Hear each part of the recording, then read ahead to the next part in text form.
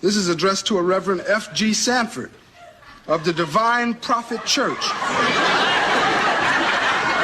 That's mine, son. That's what I've been waiting for. This could be the big ticket. Who's Reverend Sanford? This is it, son. We're on top now. This is the express train to Easy Street. No more worries, no more bills, and especially no more taxes. What are you talking about, Pop? Son, I've just been ordained a full-fledged, bona fide legal minister in Divine Prophet Church. Get my tambourine. What respectable church would ordain a beady-eyed jackal like you? Now that I'm a man of the cloth, Sister Esther, I suggest you behave yourself in my church because I'll excommunicate your face. It arrived this morning. Yeah. Bubba, you are now talking to the very right Reverend Fred G. Sanford. Yeah. And the G stands for going to heaven. Hey, this looks legal. Well, it better be legal because he took me for $10. Sure it's legal, Lamont. Didn't you see that guy on television talking about it? Man, he's selling them things by the thousands. Yeah, but what good is it? What good is it? Okay.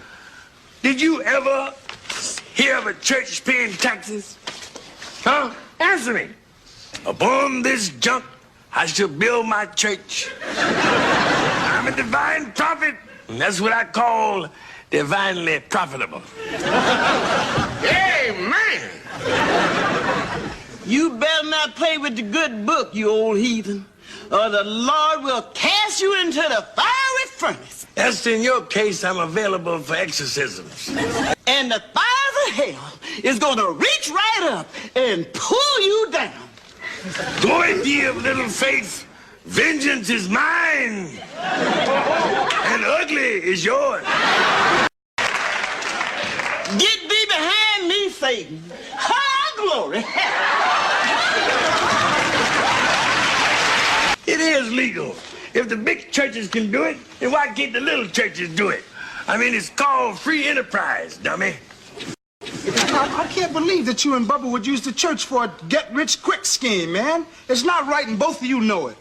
This Bishop Lovelace guy who runs his church is getting rich, selling those franchises all over the country. Hey, look, Fred, are we going to get paid for these jobs? You'll be in my daily prayers. Now, let's get to the first order of business, which is business.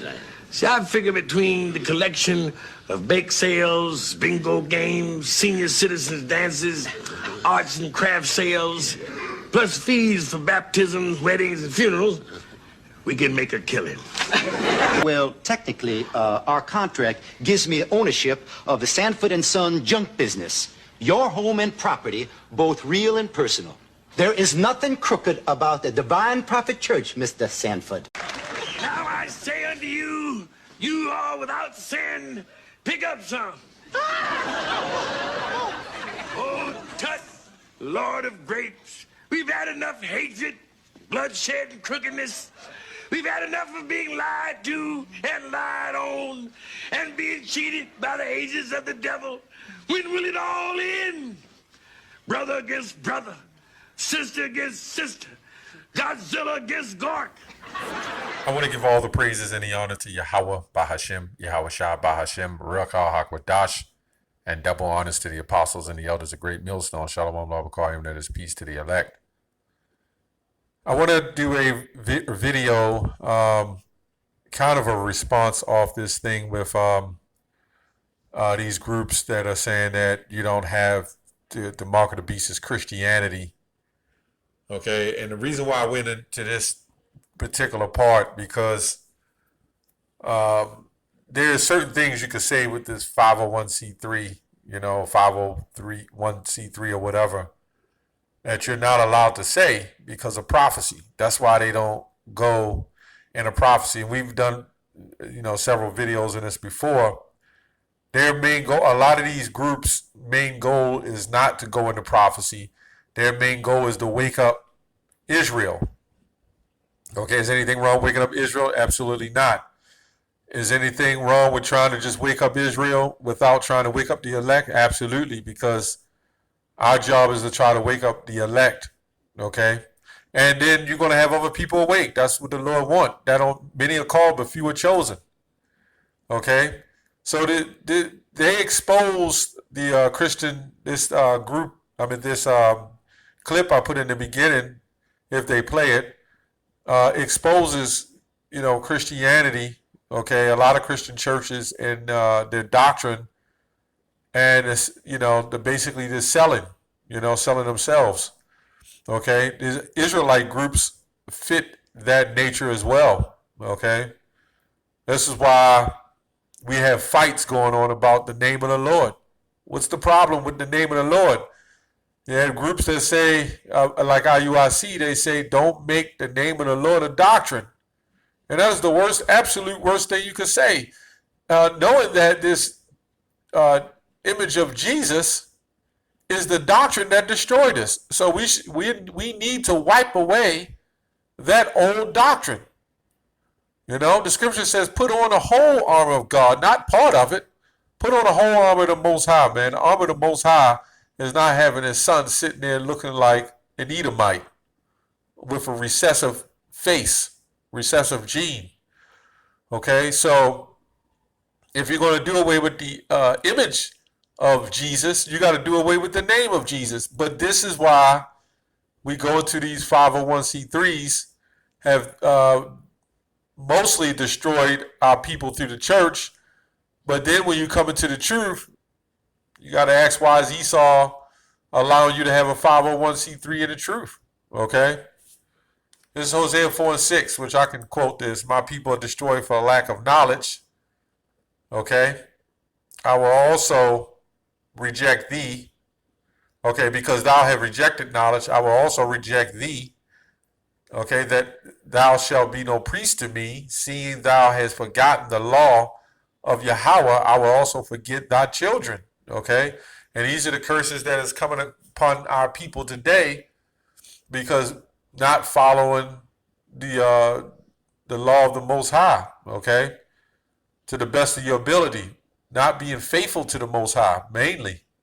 Okay, so I don't make a long video on it, but I just noticed that when you look at the clip, it showed Fred Sanford. If that's for the mostly the older brothers that may have seen this before, know about these old shows, or you may be younger, your parents have watched them in the past. It was a funny show, okay, but it always had truth in it as well. And Fred Sanford, he said at the beginning, he said, well, I'm going to be rich because I ain't going to have to pay taxes.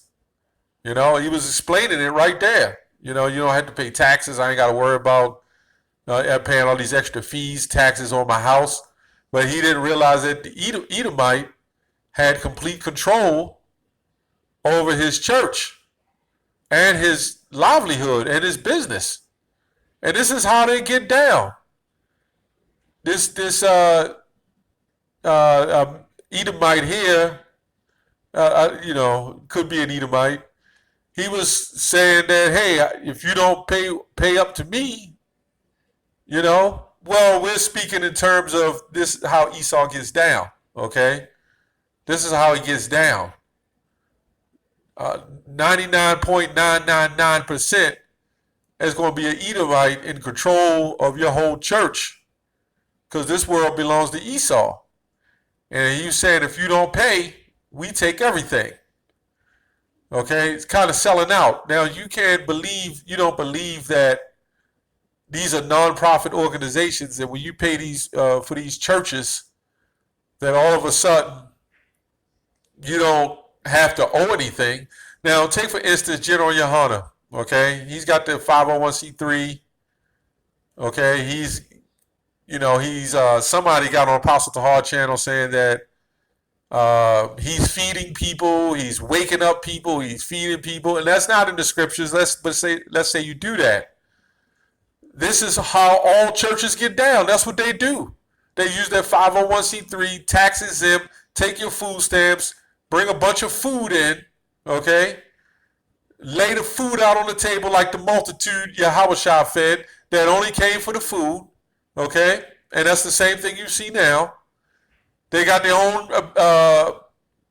clothes, apparels, and everything else. And it's no hatred towards them. You know, a lot of people say General Hunter, he's waking up everybody. He's feeding everybody. But that's all through that 501c3. You can do that through that. Tax exempt. You're making money off of people's food stamps, people's housing and shelter costs. Nobody's doing that for nothing. You know? Where is that in the scriptures, man? You know, you're supposed to take care of your brothers, you know, the elect, or your brethren in the truth. But the scriptures tell a man to work, you know, with his hands. You know, he's supposed to take care of his family and his household. Okay, so we looking at it, okay, Yohana's helping these people get off the streets, but so is every other church. You know, so is every other church that's posted up in the ghettos on every corner, man. So what I see is he doing the same thing. And what happens when you bring all these people in and you tell them about the mark of the beast and you tell them the mark of the beast is Christianity? This is a reason why these two groups, ISUBK and IUIC, they really have the serious problem with the mark of the beast. Zabaki's kind of teetering on the fence, but he will say, yeah, you know, it's kind of close. But you can see the groups that got the 501c3, they have the serious problem with that mark of the beast. And when you do the research on this 501c3 and how it works, it's all business. It's all business, man. They didn't even let Floyd Mayweather run a soup kitchen. And he's rich in this world. So what is that telling you, man? What is that telling you? Something is wrong with this whole picture. Okay? Let's go on to Micah 3 and 11, or Micah 3 and 11. It says, the heads thereof judge for reward, and their priests thereof teach for hire. Okay? And their prophets thereof divine for money. Okay? Basically selling out for the money. Okay? That's what that word means. It means the false prophet of Israel. So you know when we talk about the Israelites, you got a lot of people in the groups that saying, well, the Israelites, we're all waking up. We got all these different groups and everybody's waking up. Well, somebody's got to play the false prophet. We're not just talking about the Christian church. We're talking about Jake that has woke up to the truth. Paul had to deal with it. The prophets had to deal with it. Yahushua had to deal with it. Men that knew they was Israelites. So a lot of people are waking back up to their nationality just to be a scoffer or just to be a false prophet. This is what we see, man. Don't think just because everybody's woke up, this is the greatest thing on the planet. Yeah, it's giving Esau some trouble. But a lot of people are waking up just to be a false prophet or a scoffer. How many times have we seen that? Okay? So this is why this 501c3 is relevant to the mark of the beast. That's why I'm linking them together. Because everybody who has that cannot speak against the government. The minute you start, and you can speak against the government, say things about the white man and this and that, whatever. But when you go into the political part of it, why can't you go into the political part? You know? The group that goes heavy into the political part of this society is Great Millstone.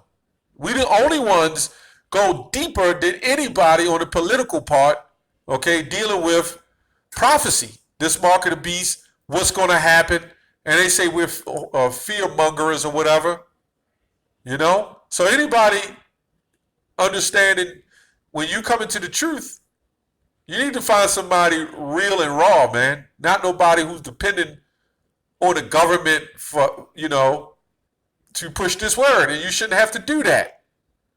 That shouldn't have to be done. Okay? This is the same situation going back to the wicked Pharisees, okay, that was siding with the government, so to speak, to come against Yahushua, to come against Paul.